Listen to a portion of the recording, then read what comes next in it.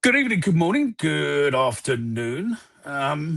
Welcome to the Millwall podcast. Another episode, and this one's going out Monday morning for you. So on the way to work, good morning, happy Monday to you all. Hopefully you're still ecstatic of our victory on Saturday against Hollywood Elite, which we will go into in more detail in a moment or two.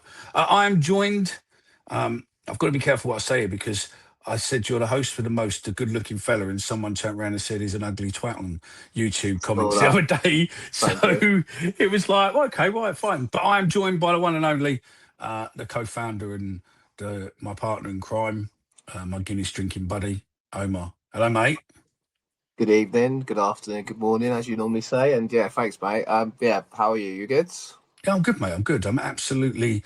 ecstatic, mate. So yeah, living the dream as always, mate. Looking forward to this one because I don't think I've ever met a more entitled bunch of fans in my entire life. And no doubt they will be in the comments going, So Millwall fans, we need you in the comments on Spotify and YouTube to see whether or not we're lying or we're not. So if you agree with us, you disagree with us. So how was your trip yesterday, fella? It was all right, mate. Long old day. Left 8 in the morning, got home at 9:30. You know, it's a slap, but it's all the worth it for 3 points, mate. And I know you're saying people listen to us first thing Monday morning. Well, this is it. Hello. You get to hear our lovely voices and Mickey saying good morning to you. But look, mate, I think in general Saturday was a good trip. The journey home is always more exciting after a win, and it was just the ideal day out after getting 3 points at a tough Wrexham place to go, mate. And I'm sure we'll talk more in detail about it in a sec. But yeah, it's there we believe. Let's believe. We've been believing for a few weeks, haven't we, mate? But it's just it feels it feels like we're on the cusp of something, doesn't it, mate? And long may that continue. 100%. And as you're on, that means that it's time for one thing and one thing only. Language you don't usually hear on television. Millwall in London's Dockland. No one likes it, but we don't care. We're that Millwall podcast. Loud every Friday night right here. Legends like Jimmy and Abdul take a share of the kitchen or two. Super Neil Harris, a fucking legend too. Through the good times and the strife, we'll support the Lions all our life. This ain't no place for fancy feet. This is fucking Millwall through and through, located on our very own John Ferguson way. Let them all come, let them have their say. Millwall till we die. With that Millwall podcast, guys, loud every Friday night right here. There we go. We're back, and just want to say one thing before we go on, just to set the mood. I have never in my entire life seen attendance written, watched by co-owner Ryan Reynolds. And I don't know where that's come from. There is a link there, I can see it. But, you know, when you put stuff in now into Google and then it brings up the AI stuff of everything there, and then obviously it gives you all the page searches and whatnot down the page. But yeah, it's very weird. And if you put in Millwall versus Wrexham or Wrexham versus Millwall and just look at the amount of media what's reporting on that game, unbelievable, to be fair, mate. And there's a lot of spin. You can see that the Wrexham PR machine has obviously been hot on the phone to tell their shareholders that it's okay. We only lost one game. It's okay. We're still going to get in the Premier League. We're still not going to ruin the fairy tale. But if the fairy tale doesn't work, Millwall done it. Millwall defeated Hollywood. You did, mate. I think. Do you know what? It's first time ever going to Wrexham. Was unfortunately, too young to go back in 2001 when we won the league, the Division 1 title. Well, obviously, I think Cahill scored the header that meant we was guaranteed promotion. Then we went on to win last game of the season 5-0 against Oldham or whoever it was at the time. Look, I think it's an experience going to Wrexham. I will say it's it's an old school 90s town, and in the truest form. And in fact, I loved that kind of feel to that sort of place. Got there about midday and obviously ventured into town, went to the pub that the away fans were at, got the typical welcoming from the police. It was like the typical sort of treatment that you kind of get used to being a Millwall supporter. And then you go to the ground, and it's an old school ground. Obviously, the money and stuff has come into it, and you've got loads of like shirters there and stuff. And how I pictured Wrexham probably prior to the investment is obviously very different to where it is now. The town itself, yeah, very hospitable, nice people. It was a good trip. It's like a throwback though, going to that sort of place, mate. You know, you go past the likes of Shrewsbury, you go past all these little places, and you're like, here we go, we're into Wrexham now, and like, yeah, bizarre place, good place, enjoyed myself, and I agree with you on the entitlement, to be honest. Like, but you know, there's so many eyes on them. I think their Twitter account's got 40,000-50,000 followers, mate. Like, it's obviously the Disney effect is in full swing, and their narrative is obviously like, you know, you can't fault them for what they've done. They're on the cusp of potentially doing back to back promotions, and that's credit where it's due. There's obviously, you know, I think I've said it in previous shows, like there's loopholes, and they're you know, and they're there to be exploited, and it feels like they're doing it to a T. Their team is we're going to get hammered on socials now, because it's been happening the last few days where, you know, after the last show we did where we done the review, and I questioned that, you know, that they're spending fortunes and this, that and the other, and wages and all that, and someone's picking up going, your wages are this, our wages are this, we're only 20-30 grand out, and you're like going, mate, you're talking bollocks. It's chalk and cheese, right? And like, what I will say is, I think I even drew a comparison to Formula One, like in the last episode, where it's there to be exploited. Go and do it, and I won't begrudge you for it. Look, they're used to winning. They're used to being on top, and I think naturally after yesterday's performance, like, you see the quick people jump online about the statistics and say, "Oh, look, they had 16 shots." They had one and a half heart and mouth moments for me. One where the chance was clear off the line, we went 2-0 up, and one where the players run through on goal, and then early doors, Croker has to make a save. I think you can't look at that game and go, "Oh, Millwall is rubbish." Like, we defensively answered so many questions. That they've got Kiefer Moore in there, who's someone I still would like to see play for us. Like, he's a handful. He's a direct threat. They're a good side, but they're still a work in progress, and you can't fault them for what they've achieved. And they're still banging form in the league. And for us to get a result yesterday there, and play the way we did, and grind it out, and defensively be so solid, I don't think you could ever like come out of that game going, Millwall were lucky to win. I think we actually done the typical away performance that they did on us early in the season. The BBC say that. The BBC say analysts, Lions get the luck. Yeah, listen. Of course, we got fortunate with the goal in itself for the first goal, but yeah, like, fantastic own goal there. Thanks, mate. Yeah, but like, I just think the quick to kind of compare to like saying, oh, like, you know, Mill rode out their luck. I don't think we rode out our luck at all.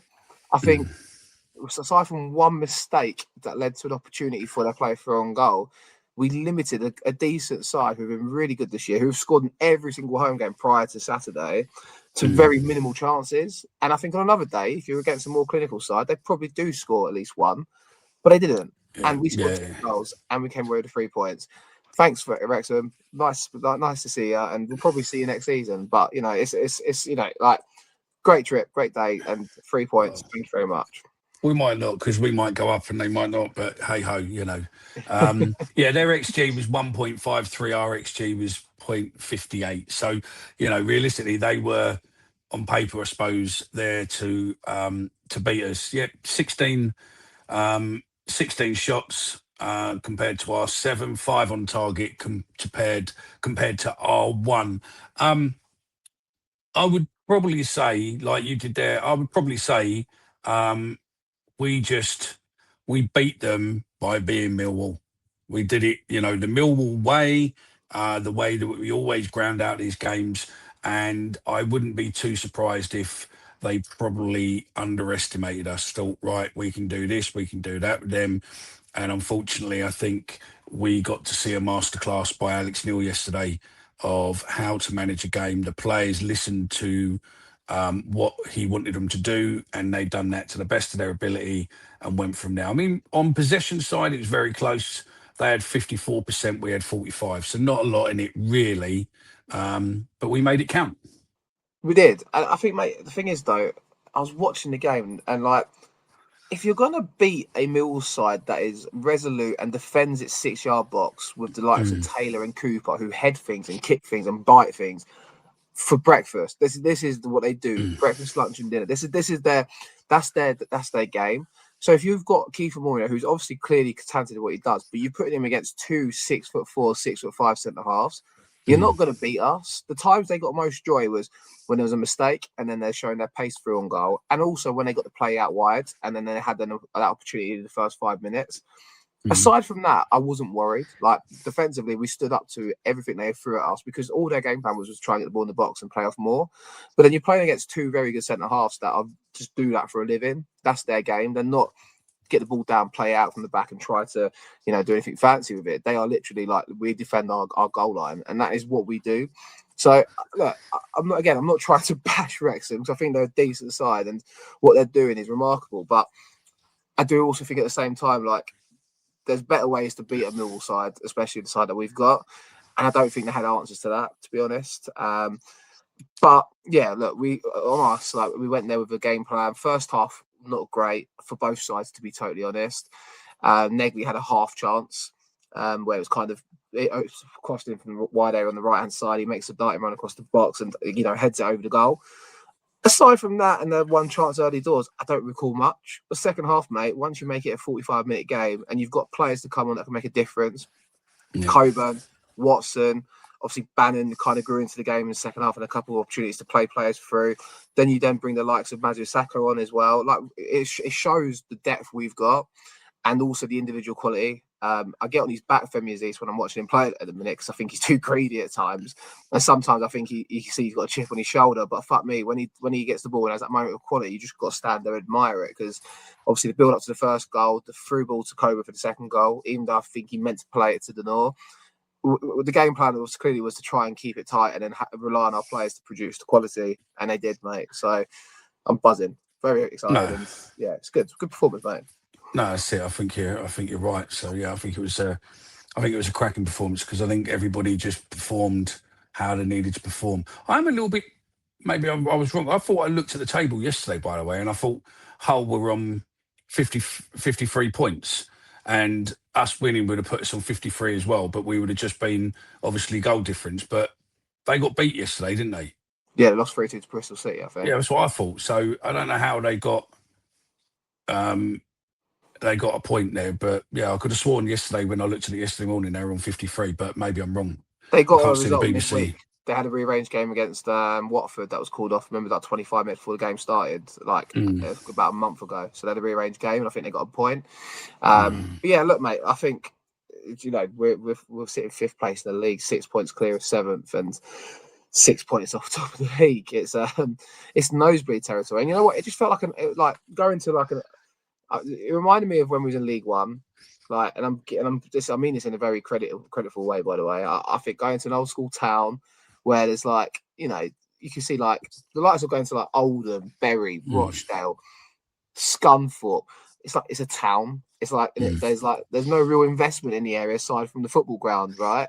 And you go there and it's an old school place. It reminds me a bit like Bermondsey before the money's come into it in the last 10 years, all the renewal developments and stuff, right? It's like our home, right? And you go there, it's then you get an old school game of football like that where it's both sides are, got their strengths, trying to play to their best, and then the atmosphere comes into it, and then you've got the England versus Wales sort of chance back and forth, and it was a good away day. And obviously seeing the clips afterwards, I was jealous of the people that were stuck in Crewe and they're in the pub and having a good time. I definitely wish I was one of them and not driving down the motorway. But yeah, that was interesting. There was West Ham. I think there was West Ham, Spurs, someone else, and also I think Portsmouth at one point as well. We're all at Crewe Station. So but again, football's changed. I think if that was in the 80s, 90s, I think that would have been someone's absolute carnage headache. But nowadays, I think it probably isn't anywhere near as bad as what it was. But listen, the match, I think, I agree with you. I think Kiefer Moore is a handful. Yep, would he have been good to play for us at some point? Maybe, but it didn't work out. We tried fucking by all accounts many a times and it's never worked out. I think the goal, what they scored for us, Max, is it Cleworth, who, chested in a beautiful cross from Femi. Maybe look at him for, another season maybe, because he's a great goal scorer. I think that goal pretty much gave us the impetus to go on. And then I think once we got that, we suddenly had belief that actually we can fucking do this. And I think everything else just fell into place. I think the defensive minded as in tack as a whole, defend as a whole, and everything else just suddenly fell into place and everyone looked great. I think Tom Watson looked fucking fairly at ease down that side. I think in another few games, and I think he'll be back to, level. I think Bannon looked okay, but I don't know whether or not he's got the legs at the minute. Maybe that could be that he's not, proper match fit or something. I don't know. But he looked a little bit knackered on parts. I didn't get that vibe personally. I think with Bannon, I think it's difficult, right? Like if you want to get bodies it's the around high press, I think, what gets him. Maybe but the thing is, we weren't obviously Ivanovic is a dogged kind of, he presses and he puts his heart on the line and he knows he's got an hour in him or so, and then Coburn's coming on, I suppose. I think that yesterday it wasn't about pressing from the front, it was more staying in our shape and then getting the opportunity to break it when we had the opportunity to do so. And it wasn't one of those games where like you want someone like Langstaff or Coburn around Ivanovic. I think it's more when we break, let's get Aziz involved further up the pitch. Let's try and get Negley in the wide areas off the left. He's done that time and time again, in fairness to Negley. I think it's worth talking about Negley because like the last 2-3 months, I didn't see it coming. I really didn't. And his performances have been superb. And he's obviously played midfield. He's played in the 10. He's played off the right. He's played off the left. And his performances, Negley, he seems to just come up to speed so quickly. And then I think it was more about just winning the midfield battles. And I think Billy Mitchell and Denor, Billy Mitchell in particular for me, both of them just really were dogged in there, made sure that they were winning them 50-50s. And when we had that moment of quality going forward, mate, we had it with Aziz off the right and then Negley off the left, and like I mentioned. But back to Bannon, I think he looks all right. I think it's just maybe getting you. He was drifting into spaces, and you want someone like Mitchell or Denor to play the ball through to him, or Doughty, and he wasn't receiving the ball in the half term. But I think that yesterday was more of a game about staying compact in our shape and making sure when we break with a kind of intent. And I think we had that time and time again, to be honest. And yeah, Coburn coming off the bench and scoring that a great goal, mate. I think it's a funny one, Coburn, right? Because I feel like we've been talking about it for like since he signed for us. But I remember even like towards the end of last season debating it with you at, I think was it the game we done? Was it Swansea, where we had we went to the hospitality? But he's one of those players where you give him time and space and time to think, he'll crumble under the pressure almost. But when he's got the instinctive opportunity to just get a ball out of his feet and wallop it, yeah, he seems to just time and time again do it. He done it against Sheffield United last season. Obviously, the 2 goals he scored prior to Saturday when he's come back from his injury, he just comes on, and when he has that time to think, he just gets out of his feet and wallops it, and it's like, what a goal! Like, and it's just instinctive striker's finish. It's almost like Alan Shearer-esque. Yeah, like it's just out of his feet, bang. But if he has time and he's got to think about what he's going to do with it, he seems to fuck it up more often than not. But the finish was superb, mate. Oh, mate, he whacked that like his life depended on it. I don't even think, I think the keeper had, got hand to it. I think he'd still be going in the net with it because he literally stuck some effort behind that. But yeah, I think, I think fair play to him. I think he just showed that he wanted in it. And what's he now, 3 and 4? Something like that. And, to be coming back from the injury and start playing like that, I think is remarkable, really. I think it's, it's superb, because I think it must be so worrying coming back as a player with the way the team's been playing to suddenly think, I need to get back in there. I need to, make sure that I cement my position. And yesterday just proved really all the bases, really, just literally, look, this is what I'm capable of. keep me on the pitch and let me do my thing. And yeah, he done it. Absolutely. I think also importantly, Mickey, it takes the pressure off of Ivanovic, like especially in that Christmas period. He was getting 90-minute games out of him where he's obviously looking leggy and kind of, not really having the opportunity to take him off and bring someone with the same sort of qualities almost. And then yesterday, 65 minutes, Coburn comes onto the pitch, and then it's just another handful. It's a different element for the defenders to deal with. You've had Ivanovic chasing you down for 60 minutes. Now you've got Coburn coming on, who's a presence up top.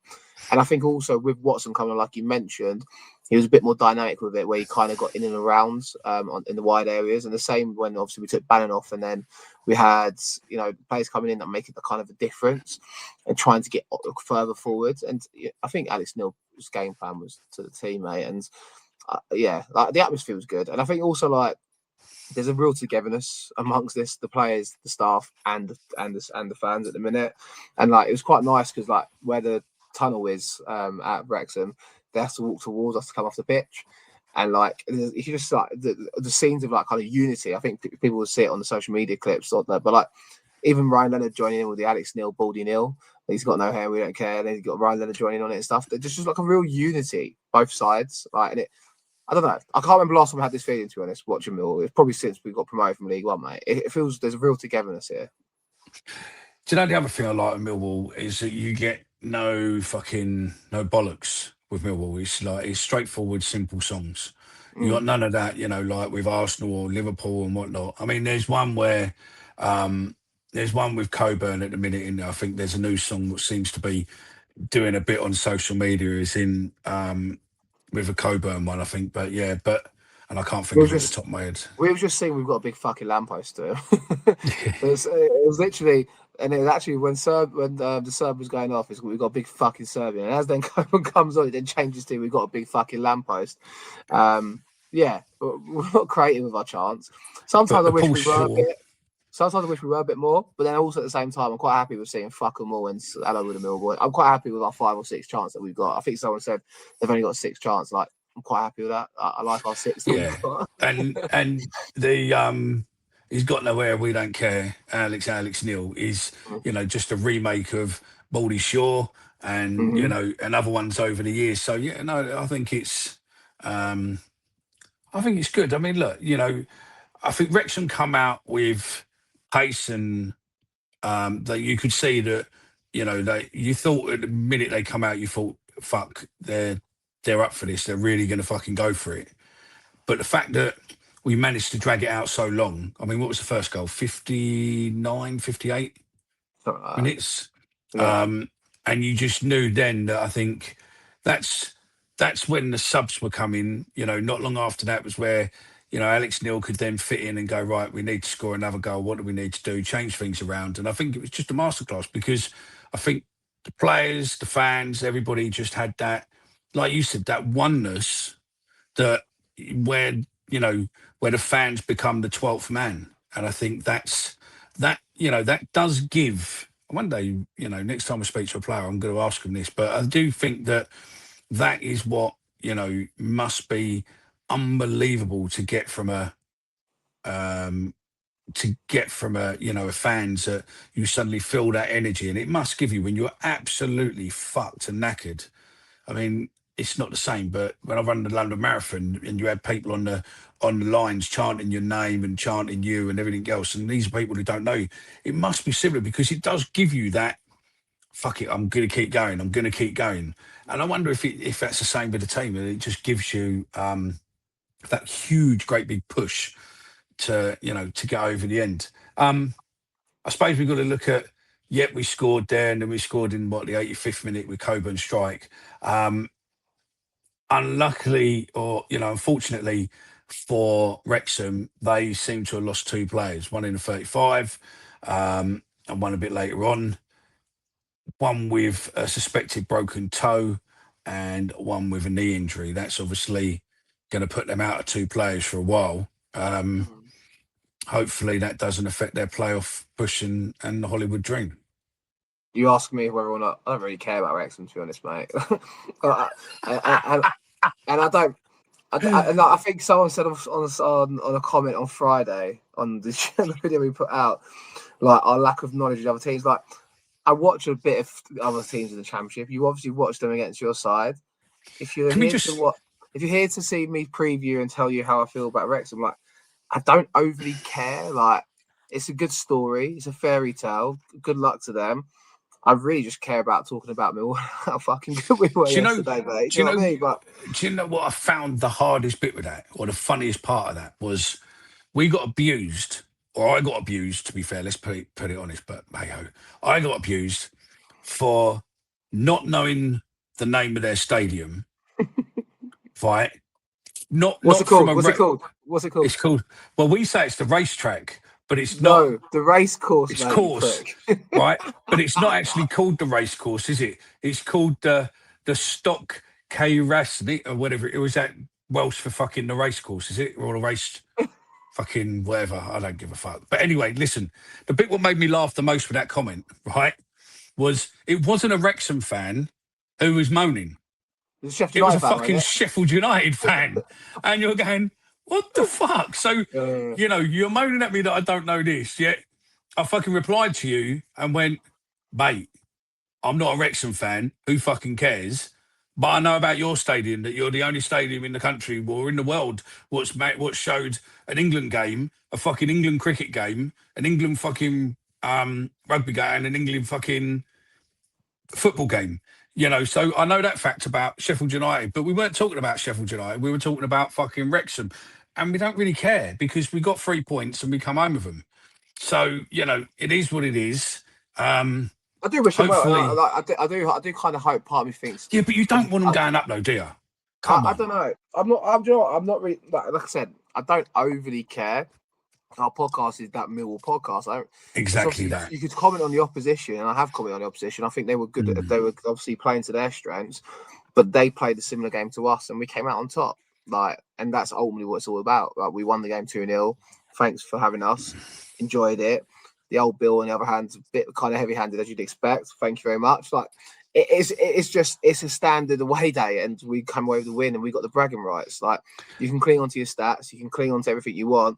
Ultimately, we had 2 moments where we scored, and you didn't. Thank you. Like, that's it. And good luck to them for the rest of the season. That's it. Yeah, it's it. And we got a clean sheet, which means that we're now starting to build a goal difference, which is great because we're going to possibly need that come towards the end of the season. And look, it is what it is. On the goalkeeper piece, Mickey, interestingly, I think we've got the 12th. We're the joint most clean sheets in the league this season now. It begs the question if Crocombe started in goal this season. I was going to ask you this.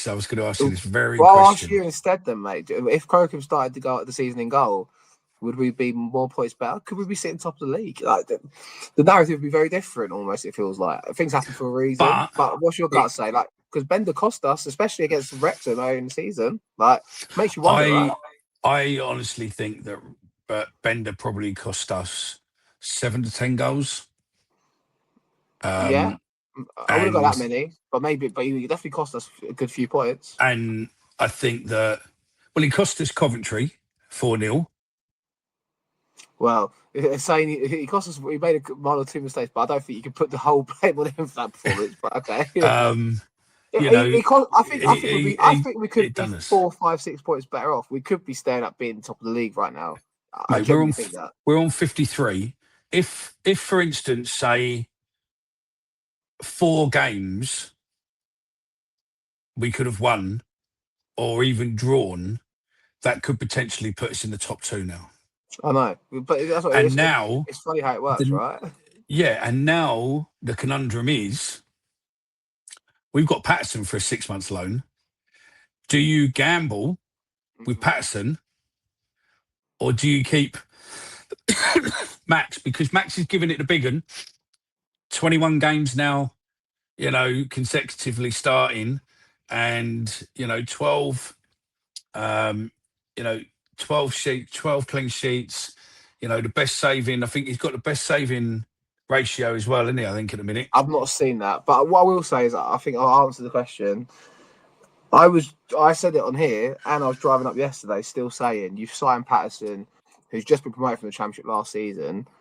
You've got to play him, right? I was adamant you've got to play him.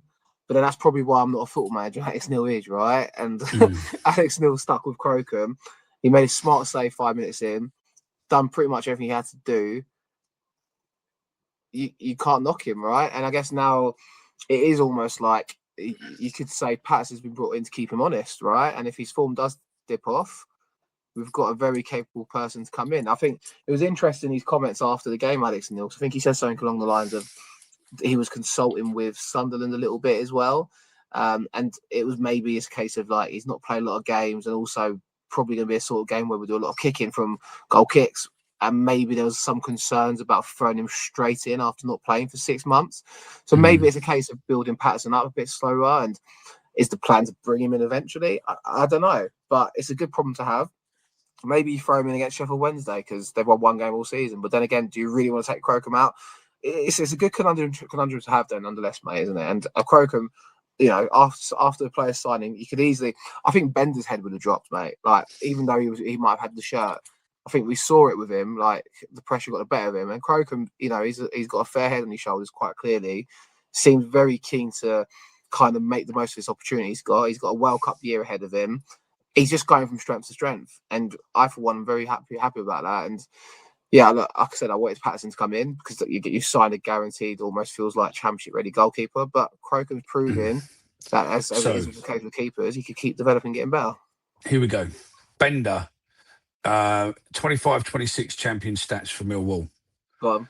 9 appearances, 810 minutes, 3 clean sheets, 12 conceded goals,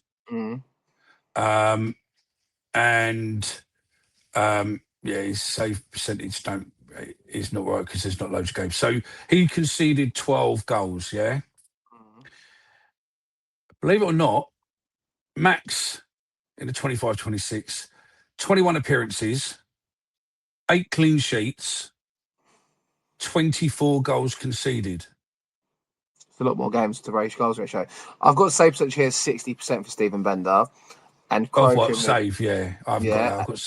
And then I've got a save percentage here for Crocombe of, bear with, it is 76%. Yeah, 75.3, yeah. Interestingly, if you believe these statistics, I'm using Flash Score as my point of source here, just for people before they fact check me. I'm using Flash Score. Previously, the years gone by is 70% he averaged at Burton and 66.7% for his 1 full season with Grimsby. So the question does beg to differ. He's outperforming his own metrics. Is it sustainable? But look, the fella's bloody proven us wrong every game, I think, and he deserves to keep the shirt. He's 32. He's a great age for a goalkeeper. He's played a lot of games the last 4 or 5 seasons. He's been around it. He's comfortable playing this level. He's proved it. And I think it's been a really smart sign-in just to keep him on his toes if that's what it's going to achieve. Or he's former tailors off and you bring in a keeper that's just been promoted from the Championship. So it's an ideal situation and less of a worry than it was with Bender, I feel like. Yeah, I think you're right. I think if we now have a choice between Max and Patterson, I think there isn't a worry. If we were going into this part of the season with Max or Bender, I think I would be very, very worried. What did you make of their keeper? I don't think he was that impressive either, to be honest. No, he's not their normal one, though, is he? No. Interestingly, I'm comparing Crocombe to other keepers in the Championship. 72.9% for Rushworth at Coventry. You've also got Solomon Brint at Middlesbrough. He's got 69.2%. Crocombe's just really outperforming a lot of good goalkeepers at this level. And he seems to be consistently doing it. And look, long may that continue, right? And I hope it does, because it's our benefit as well. Christian Walton at Ipswich has got 73.2%. So again, Crocombe's outdoing him there. So look, he's performing well. It's beneficial for him. He's making a name for himself, and it's beneficial for us, mate. So long may it continue. That's it. What's he got? 3 clean sheets in his last 5. And he only really joined with us, October 2025. So he ain't been here long, but he's got an average rating, I think, on what you're looking at, FootMob, 7.25 a game. Not bad, is it? Not bad, mate. The real question is, can it continue, mate? Can we? I think it can. Sheffield Wednesday, Saturday. It's a gimme, right? right? Be interesting to see if Bannon has flu or not. And to be fair, I could probably understand it. Or I can see that he plays and scores an absolute fucking worldie and knocks it out of the park.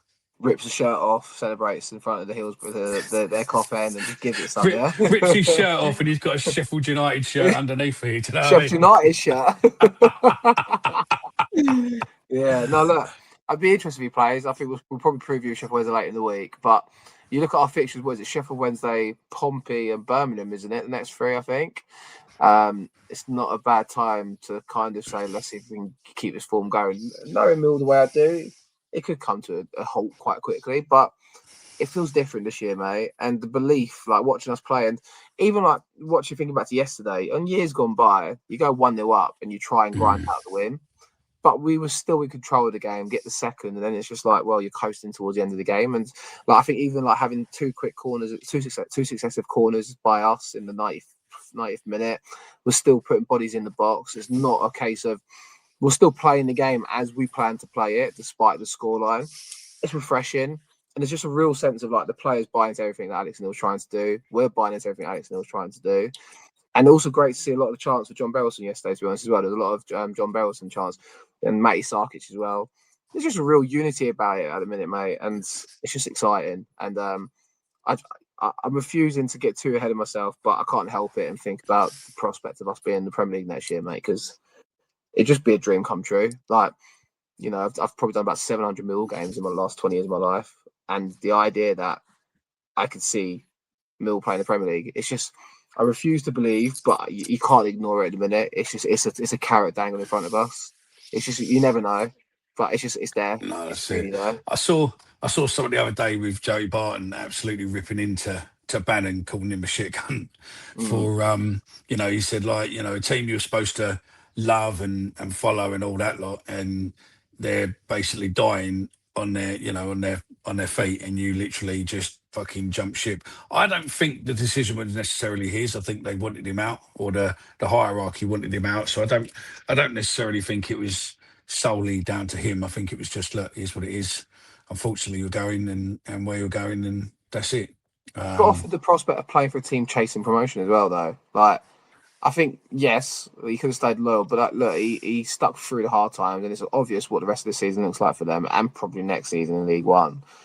Not to say he wouldn't ever go back to them, because he probably would, right? But he obviously started by them through hardship, and he obviously got the opportunity to leave, and it was probably beneficial for them too, like you're saying, and decided to go with it, right? But yeah, anyway, enough of that. Mate, what the fuck is that? It come up on AI and said, what's Max Crocombe's nickname? And his full legal name is Maximi Terramona. New Zealand, isn't it? Yeah, Crocombe. And then it's like his social media handle is Meix or something, MEE. Well, I shouldn't really say that, really, should I? Because that would be all the certain part of our fan base will be searching it now for it. So yeah, I'll save you the pain of suddenly being liked by 2.5 million people with the word MFC in their user name. Anyway, should we wrap this sharp in a minute, mate? I think we're done, mate. You? Yeah, nothing more to add. I'm buzzing. 3 points. Springing my step to my win, going to work, mate, and just fucking buzzing, mate. And yeah, let's hope this continues for the foreseeable and see where we may land, mate. That's it. And just for those of you on the social world, Millwall don't do colours. The reason we don't do colours is because we don't. It's no more, no less than that. There are people who want to wear football shirts. You are known as scarfers. You feel free to do whatever you want. But as a whole, Millwall don't. So, yeah. We don't do shirts. We're not shirters. That's it. But if you're over the age of 14, you wear a Millwall shirt, you probably wear it either indoors or when you play football. Or on holiday. Or on holiday. Or if you get to the playoff final and you decide to roll out an old shirt. No problem. But otherwise, no. And it probably does affect the club's coffers. It is a challenge the club probably has. But they're trying to negate that. But it's just the way it's always been at Millwall, and I hope that never changes, to be honest. Absolutely agree. That is it. Thank you very much for joining. we will be back later in the week with a preview before Sheffield Wednesday's game. And yeah, enjoy your commute to work. Speak to you later. Bye.